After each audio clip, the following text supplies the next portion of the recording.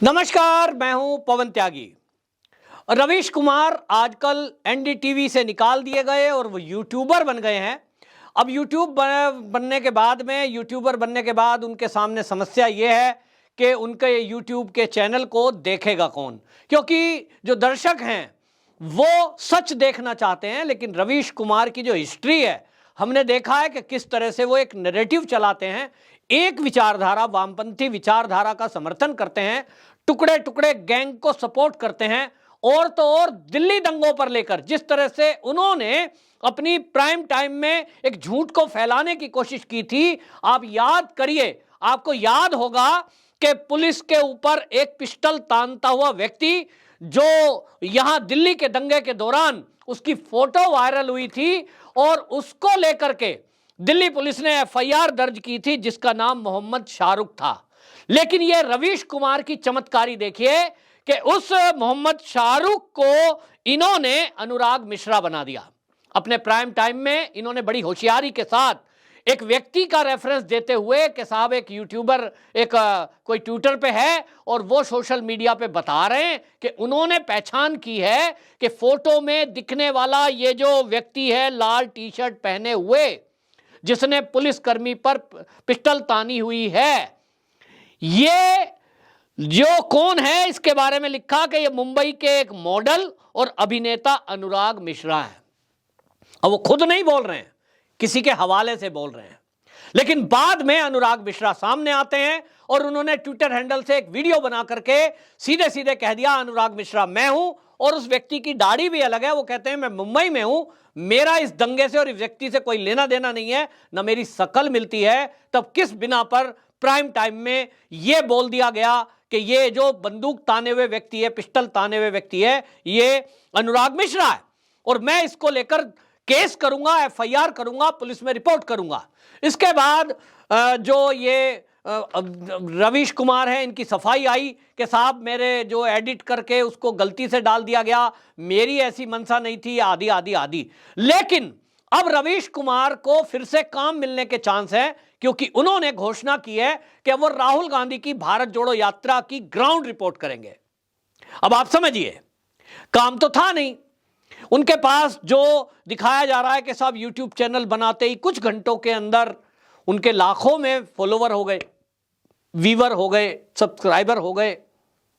अब उनकी मजबूरी यह है कि जो उन्होंने एनडीटीवी में रहते हुए झूठ फैलाए, नैरेटिव चलाया, उन्होंने जो आपको बता दूं, उमर खालिद या दिल्ली दंगे के जो भी दोषी थे, जो टुकड़े टुकड़े गैंग के लोग थे, उनके फेवर में इस तरह से वो पत्रकारिता करते थे। उन्होंने कहा, एक बार वो रिपोर्ट कर रहे थे और वो बात कर रहे थे कि देखिए पिछले 1 साल से कोर्ट दिल्ली पुलिस को ये फटका लगा रही है, डांट लगा रही है और इनके पास कोई सबूत नहीं है।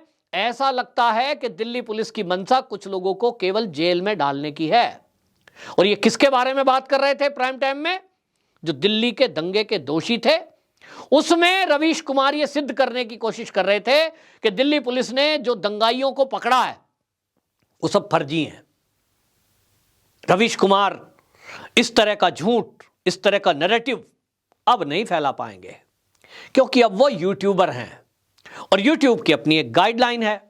और उस गाइडलाइन के तहत यदि आप कोई झूठ फैलाते हैं तो निश्चित जानिए एक कंप्लेंट के बाद चैनल बंद, सजा अलग से होगी। क्योंकि मोदी सरकार ने आईटी एक्ट में जो बदलाव किए हैं, खास तौर पे सोशल मीडिया को लेकर के जिस तरह से मोदी सरकार सख्त है, अब कोई यूट्यूबर हो, चाहे फेसबुक आपका अकाउंट है, चाहे इंस्टा है या चाहे ट्विटर है, आप कुछ फेक न्यूज फैलाएंगे, आपके खिलाफ सख्त एक्शन होगा और जरूरत पड़ने पर यूएपीए भी लगाया जा सकता है।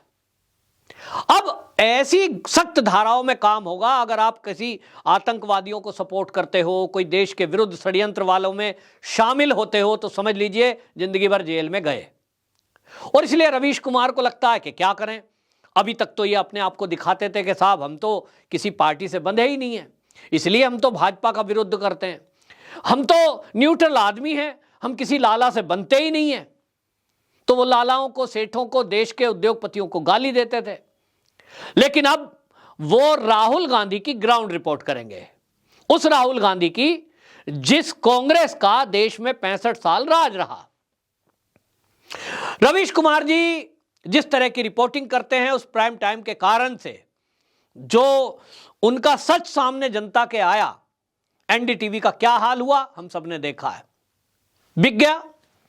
घाटे में क्यों गया? क्योंकि टीआरपी डाउन चली गई। टीआरपी डाउन क्यों चली गई? क्योंकि जब आप एक झूठ फैलाओगे वो आज के जमाने में चलेगा नहीं। आप एक नैरेटिव बनाओगे वो इस जमाने में चलेगा नहीं। अब लोग समझते हैं कि ये जो बोल रहा है इसके पीछे का मकसद क्या है। यदि आप दिल्ली के जेल में बंद अपराधियों के बारे में इस तरह का रिपोर्ट पेश करोगे, देखिए दिल्ली पुलिस के पास कोई सबूत तो है नहीं, गवाह तो कोई है नहीं, और गवाहों के नाम पे दिल्ली पुलिस अपने सिपाहियों को खड़ा कर देती है, इसका मतलब वो झूठ बोल रही है। अरे भाई, कहीं मोहल्ले पड़ोस में भी दंगा होता है, झगड़ा होता है, बहुत बार गवाह तैयार नहीं होते, क्योंकि कोई आदमी सोचता है ये बदमाश से मैं क्यों भिड़ूं, मैं इसके खिलाफ गवाही दूंगा, कल को ये मुझ पे हमला करेगा। और इसलिए बहुत सारे मामलों में जब पुलिस प्रत्यक्षदर्शी हो, वो गवाह बनना उसकी मजबूरी है भाई, वो ड्यूटी है उसकी। तो दिल्ली पुलिस अपनी ड्यूटी निभा रही है, क्योंकि इस दंगे में पुलिस कर्मियों के ऊपर हमले हुए, गंभीर हमले हुए। तो पुलिस की तो ड्यूटी है। पुलिस कर्मी तो ये बोल नहीं सकता साहब मैं तो मौके पे था ही नहीं, मैंने तो कुछ देखा ही नहीं, मेरा तो उस समय ध्यान कहीं और था। ऐसा पुलिसकर्मी तो बोल ही नहीं सकता, क्योंकि उसके खिलाफ फिर केस होगा कि भाई तू ड्यूटी पे था तो तेरा ध्यान क्यों नहीं था। और जिसके माथे पे पिस्टल तनी हुई है, अब बताओ इसमें पुलिसकर्मी कैसे कह देगा नहीं जी मेरे माथे पे जो पिस्टल टान रखा था मैंने तो देखा ही नहीं, उसकी दाढ़ी थी कि नहीं थी, टी शर्ट लाल थी कि पीली थी। ऐसा बोल सकता है? आम आदमी भले ही मुकर जाए। अभी दिल्ली में हाल ही में हमने एक घटना देखी है कि किस तरह से दिल्ली पुलिस के जांबाज सिपाही और एक चैन स्नैचर को पकड़ने जाते हैं, पब्लिक मूक दर्शक बन के खड़ी है ऐसे करके, मुझे शर्म आ रही है। और उस सिपाही को चाकुओं से गोद गोद कर उस चैन स्नैचर ने मार डाला। कोई मोहल्ले पड़ोस का व्यक्ति इस हिम्मत को नहीं जुटा रहा था कि ये जो बदमाश चाकू लिए हुए है, अरे इसके ऊपर डंडे से ही प्रहार कर दो, कम से कम उस जाबाज सिपाही की जान तो बच जाए। आखिरकार पुलिस किसके लिए काम कर रही है? आपकी और मेरी रक्षा के लिए। चैन किसकी खिंचती है? पुलिसकर्मी की नहीं खिंचती है, मेरी और आपकी। तो वो रक्षा करने के लिए अगर ड्यूटी निभा रहा है, तमाशबीन बढ़ी हुई भीड़ खड़ी है, गवाही तो क्या देंगे, बचाने तक के लिए आगे नहीं आते हैं। ये हाल है। तो रवीश कुमार कहते हैं गवाह नहीं है, सबूत नहीं है। सबूत कैसे नहीं है? वीडियो फुटेज, फोटो, ये गवाही में नहीं आते हैं। ये बात अलग है कि कोर्ट किसी को जमानत दे दे, कोर्ट के अपने क्राइटेरिया हैं, अपना उसका कानून है। लेकिन इसका मतलब ये तो नहीं कि दिल्ली में दंगे नहीं हुए, इसका मतलब ये तो नहीं कि दिल्ली में किसी को मारा नहीं गया, इसका मतलब ये भी कतई नहीं है कि जो वो पिस्तौल ताने खड़ा था उसकी मंशा कुछ ऐसी थी कि वो तो प्रेम बांट रहा था। लेकिन रवीश कुमार की जो पत्रकारिता थी वो किस निचले हद तक गई। एक नैरेटिव आप चला रहे थे और इसके कारण से चैनल लगातार घाटे में गया, तो आज यूट्यूब पर आकर टिक गए हो। और अब यूट्यूब में भी आपको लग रहा है कि क्या करें, तो राहुल गांधी को ज्वाइन कर लेते हैं, क्योंकि 2024 में राहुल गांधी कांग्रेस की तरफ से पीएम फेस बनेंगे। तो वहां एक कवरेज करने का है कि भाई उनको मेन स्ट्रीम मीडिया तो दिखा नहीं रहा है। लगता है कि राहुल गांधी को कवर करने का मतलब क्या है? कुछ लोग तो कहते हैं मैं तो जो है कपिल शर्मा शो देखता ही नहीं हूं।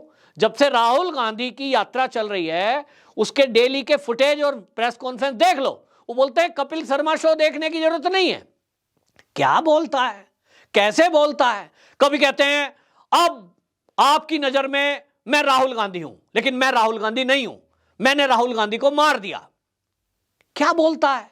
कभी बोलता है ये देश पुजारियों का नहीं है, कभी बोलता है कि ये देश तपस्वियों का है, कभी बोलेगा ये देश तपस्वी तो पांडव थे और कौरव जो है वो तो तपस्वी थे ही नहीं। मतलब कुछ भी उलझलूल बयान। ऐसे बयानों में पत्रकार क्या सवाल करे, बंदे से पूछे क्या? एक ही टेप बार बार, हिंदू, आरएसएस, बीजेपी, नोटबंदी, जीएसटी, क्या पूछेगा? क्या रवीश कुमार जब ये कवरेज करने के लिए जमीनी स्तर पर जाएंगे भारत जोड़ो यात्रा को, वो राहुल गांधी से पूछेंगे कि भाई आप जो ये यात्रा कर रहे हो इसमें आप देश जोड़ने की बात कैसे कर रहे हो, देश टूटा कहां है? सवाल करें? नहीं करेंगे। वो क्या करेंगे, लोगों से पूछेंगे, हाँ जी आप बताइए आपको कैसा लग रहा है, आपके दिल में पहले नफरत थी, फिर राहुल गांधी आपके बीच से गुजरे, फिर इन्होंने थोड़ा सा विश किया है, तो आपके अंदर प्रेम की ज्वाला फूट गई। ये देखिए राहुल गांधी चमत्कारिक पुरुष, जिधर जिधर से यात्रा जा रही है उस देश के भूभाग में इनकी हवा चलने मात्र से प्रेम फूट रहा है, क्योंकि राहुल गांधी नफरत के बाजार में प्रेम बेचने निकले हैं, प्रेम बांटने निकले हैं।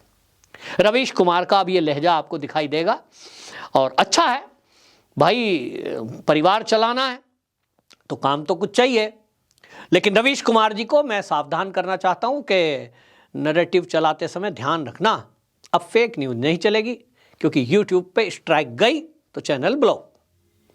और लोगों से भी मैं आग्रह करूंगा, जरा ध्यान रखें कि रवीश कुमार जी जो रिपोर्टिंग करते हैं, भाई मैं तो देख नहीं पाता हूं, समय नहीं मिलता, लेकिन आप में से जो लोग सजग हों देश के प्रति और रवीश कुमार जैसे पत्रकारों के प्रति कि वो नैरेटिव या देश विरोधी कोई एक्टिविटी ना करें, जरूर इनकी बातों पर ध्यान रखा जाए। और ये ध्यान जरूर रखा जाए एक एक शब्द पर कि रवीश कुमार क्या बोलते हैं, तभी जो ऐसे लोग हैं जो देश विरोधी एक्टिविटी करने वालों को सह देते हैं, उन पर नकेल कसी जा सकेगी।